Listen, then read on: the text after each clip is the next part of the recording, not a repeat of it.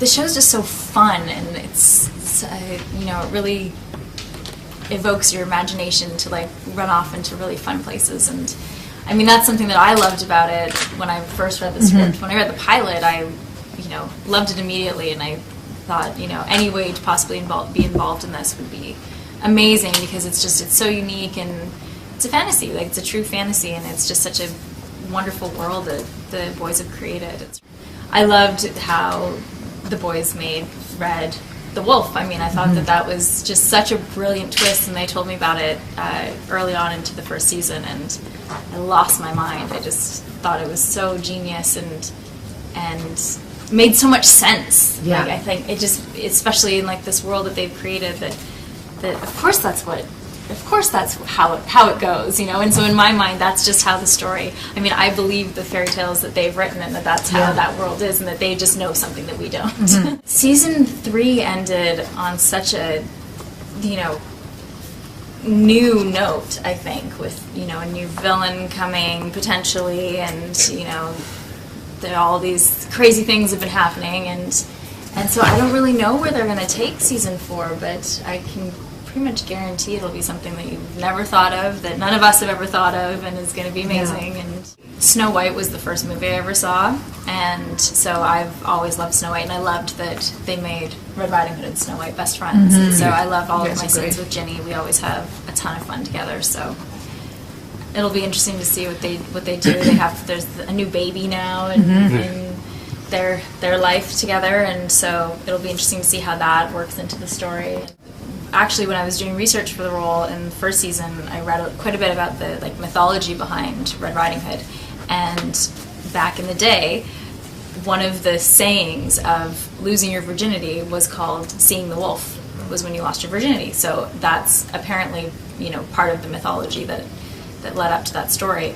But I think that's the thing that's so great about the show, is that Adam and Eddie have taken these female characters that have, you know, historically sometimes been, you know, weaker and, you know, saved by the men and the handsome prince. Yeah, exactly. And they've turned everything on its head, and the princesses save themselves, and Red is a great example of that, being the wolf, as you say. You know, I think that, you know, it's a really great empowerment device for women, and I think that it's great that young girls are watching it too, because they're going to grow up with these female characters that can take care of themselves and don't need someone else to come in and for rescue themselves. them. And I think that's a really great thing to put out in the world. Yeah, to stay on this with the wolf, I mean, you have kind of an animal side in the show. How is it to just like let your instincts loose at some point? It must be a very different way to play than in Intelligence, for instance, where you have to be very controlled. It's very different, and it was really fun to go kind of back and forth a little bit, because I finished Intelligence and then went back to the end of the finale of Once Upon a Time, and it was really fun to kind of go right from that like bound, constricted character to, you know, Ruby's she's very passionate. Animalistic. You know, she's a wolf. You know, that's what kind of fuels her, and it's in how they write her. It's in, I can't not do that as I play her, and so it was really fun to kind of have that juxtaposition. We were up in the snow shooting one day, and I kid you not, I took a picture of it, and I think it was on Instagram at some point. But Ginny was standing there, and there were all these birds flying around us, and she put like a little like food in her hand, and a bird landed on her hand, and was just, I have a picture of her standing with a bird on her finger. Snow White. In her Snow White costume. I was just like, what's happening? This is magic. Like, it was very special and really fun. Yeah. And totally forgot, I'm probably going to get in trouble for this, but I actually have a movie coming out in July for Hallmark called Memory Book. Oh, good. Which is really cute, and it's a romantic comedy, so I totally forgot. Are you the lead? I am. And she forgot. Just for that little movie. Just, That's how tired I am.